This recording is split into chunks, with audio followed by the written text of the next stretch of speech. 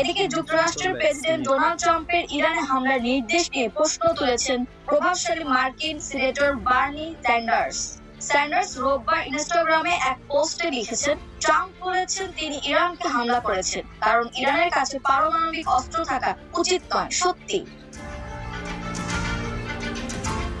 গত জুনের কথা উল্লেখ করে তিনি আরো লিখেছেন, এ তো সেই প্রেসিডেন্ট যিনি গত জুনে 12 দিনের যুদ্ধ বলেছিলেন।